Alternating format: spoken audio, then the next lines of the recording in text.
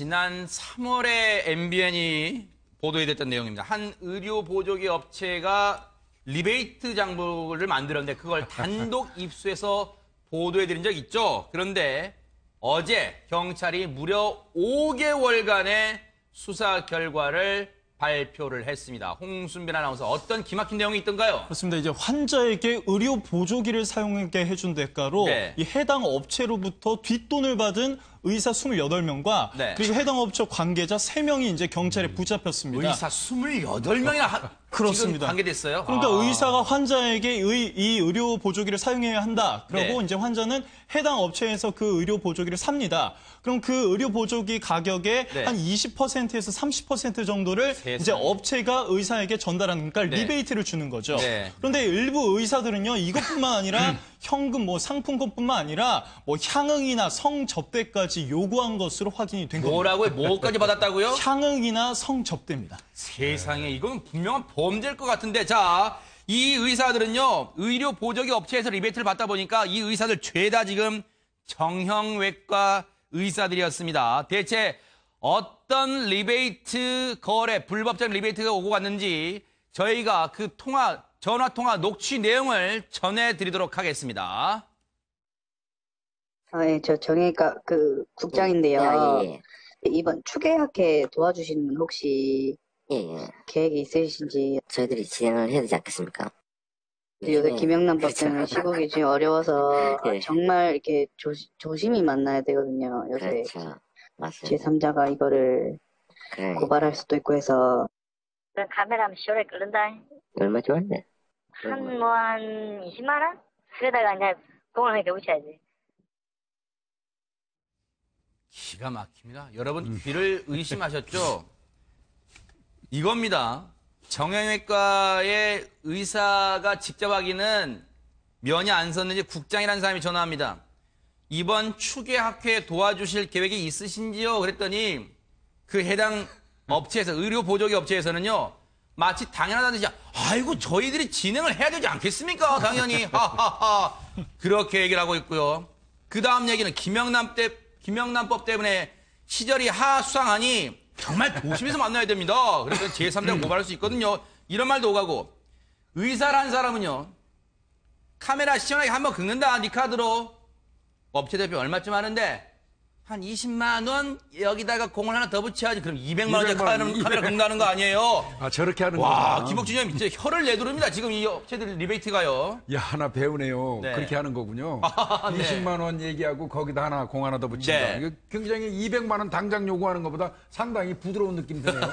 근데 이제 우리 여기 같은 의사니까 최명기 원장님 지금 이제 의사 관련해서 얘기하는데 김영란법을 아마 교육을 제대로 받은 것 같습니다. 우리 이인철 변호사님 계시니까 이제 설명해 주시겠지만, 아마 거래하는 상대로부터 어떤 접대, 일정한 금액 이상의 접대를 받으면 이제 그게 아마 김영란법에 저촉되는 걸로 알고 있는데, 이 경우는 김영란법보다도 어떻게 보면 뇌물은 아니고요, 의사니까 알선수재? 배임 중. 배임이나 이제 의료법. 네, 그렇게 가야 될 것 같습니다. 원래 죄목은 아마 시청자분들한테 죄목은 그게 중요한 게 아니라, 않죠. 그렇죠. 죄목이 중요한 게 아니라 지금 이런 거래, 이게 다 고스란히 환자 부담으로 전가됐다는 그런 얘기를 저희가 분명히 알 수 있는데, 여기 보세요. 2011년 2월부터 2016년 10월까지 의료 보조기 판매업체는 40대 대표입니다. 그런데 어처구니가 없습니다. 대학병원 3곳을 포함해서 병원 37곳이 포함됐고요. 정형외과 의사 100명에게 의료 보조기 필요한 환자 수천 명 소개받아. 저희 예상 맞잖아요. 이인철 변호사님. 의료 보조기가 필요한 환자 수천 명을 소개받았다. 그러니까 리베이트를 주고도 남는다. 결국 환자 부담이 늘어난 거 아닙니까, 이게? 그러니까 이 사람들이, 제약회사 직원들이 왜 돈을 써가지면서까지 이렇게 로비를 하겠습니까? 그러니까요. 다 자신들이 이윤이 남으니까 이거 하잖아요. 고스란히 그 약값이라든지 그 의료 보조기 그 판매값이 올라갈 수밖에 없지 않습니까? 그래서 결국에는 일반 환자들, 국민들이 피해를 받을 수밖에 없거든요. 그래서 사실 의사 리베이트가 굉장히 중한 범죄라고 인지를 했기 때문에 지금 법도 강화가 되고 있고요. 의료법에서는 의사가 리베이트를 받을 경우 경우에는 네. 2년 이하의 징역형에 처해지게 되고 있고요. 아, 네. 앞으로 3년 이상으로 이제 늘린다고 합니다. 그래요? 3년 이하로. 그것도 너무 약하잖아요. 네. 너무 약하죠. 네. 그리고 더 이제 의사들이 무서워하는 건 뭐냐면 네. 이 영업정지나 자격정지인데요. 자격정지. 사실 원칙적으로는 이제 500만 원 정도 받으면 이제 그 일정 기간 영업을 못하게 할 수 있고 네. 또 그 죄질이 중할 경우에는 아예 의사면을 자격 박탈까지 시킬 수가 있어요. 네. 그래서 일단은 본보기 면으로 하더라도 이렇게 좀 죄질이 안 좋은 이 사람들 같은 경우에는 네. 또 행정기관에서 적극적으로 좀 행정처분을 해줬으면 좋겠습니다. 뭐 의료보조기가 뭔가 어떤 게 의료보조인가 하실까 아마 여러분들이 많이 보셨던 또 상상할 수 있는 거예요. 예상할 수 있는 겁니다. 뭐 의족 같은 또 거. 척추보조기 같은 거요. 그런 것이 이제 필요한 환자들이 많잖아요. 그런 환자분들이 그렇게 판매 금액의 20에서 많게는 30%를 월별 또는 분기별로 이 의사들이 받아 챙겼다는 리베이트로. 업체 입장에서는 의사들한테 이렇게 최대 30%까지 리베이트를 주고도 이윤이 남는단 말은 환자한테 얼마나 뜯어냈다는 얘기입니까? 그런데 앞서 홍순민 아나운서 설명처럼 의사들이요, 이 금액 리베이트 외에도요, 학회비, 아까 들으셨죠? 간식비 지원, 술값, 밥값, 골프장 부킹, 그 다음에 의사 2명은요, 그것도 대학병원 의사랍니다. 성접대까지 받았답니다. 정말 기가 막히고 코가 막힐 노릇인데요. 경찰 얘기 들어보시고 이어가 보도록 하겠습니다. 일부 의사들의 경우에는 리베이트 제공 시기가 늦어지거나 접대 수준이 기대 수준 이하인 경우에는 심지어 욕설까지 했다는 사실이 관계자 진술을 통해서 확인이 됩니다. 환자들 입장에서는 비교할 만한 다른 대상이 없기 때문에 업체 직원이 와서 착용시켜주면 이 병원 직원이 와서 채워주는 것처럼 이렇게 이제 인식을 많이 합니다. 그러다 보니까 어떻게 뭐 항의를 한다든가 잘못을 이래 적출을 한다든가 하는 그런 게 상당히 어려운 시스템입니다. 그러다 보니까 환자들이 입는 피해가 일반 의약품 리베이트보다는 훨씬 크다는데 사안의 심각성이 있다고 저희는 보고 있습니다. 최명규 원장님, 진짜 의사들 나빠요. 의사들이 처방해주고 그런 걸 환자 입장에서는 아무래도 약자니까 100% 다 믿잖아요. 네, 그걸 악용한 거 아니에요? 네, 그리고 또 그렇게 할 수 있었던 부분이 어떤 부분에 있냐면은 네. 이게 다 내가 눈에 보는 환자한테 이 가격이 전가가 되면은 네. 거기에 대해서는 마음이 걸리게 되거든요. 그런데 이 상당 부분이 결국은 실손보험이 됐건 아니면 건강보험이 됐건 보험이 나오게 되게 되니까 환자한테 가격을 전가하긴 하지만 네. 환자가 직접 내는 돈이 거의 없다고 생각이 되면은 아하. 환자를 직접 대할 때 내가 환자한테 뭔가 잘못하고 있다는 생각은 들지 않게 되는 거예요. 네. 그런 다음에 어쨌든 전가한 비용은 전부 다 나눠져서 건강보험료에 조금 올라가든 실손의료보험이 조금 올라가든 네. 올라가게 되니까 그 중간중간 단계를 잡고 다니다 보니까 네. 죄책감이 덜어지는 게 있게 되는 거고요. 네. 그리고 이게 다 합쳐지다가 보면 엄청난 비용이 되지만 네. 껌껌이는 그렇게 큰 비용이 아니거든요. 네. 그래서 본인이 지금 얼마나 큰 피해를 주고 있는지를 갖다 모르게 되는 경우, 모르게 되고 알고 네. 싶어 하지 않기 때문에 네. 생각하지 않게 되고 굉장히 축소해서 생각하게 되면서 계속 이어지게 되는 경우가 있습니다. 아니 그러면 그런 생각을 의사가 하고 한다고 그러면 이건 보험 그러니까요. 사기예요. 네. 그건 보험 사기입니다. 완전 그런 셈이에요, 진짜. 네. 그럼 보험 사기는 결국 국민들 의료보험료를 내는 우리가 피해자거든요. 그러니까요. 그거는 맞아요. 더 한 것 같은데 제가 네. 볼 때는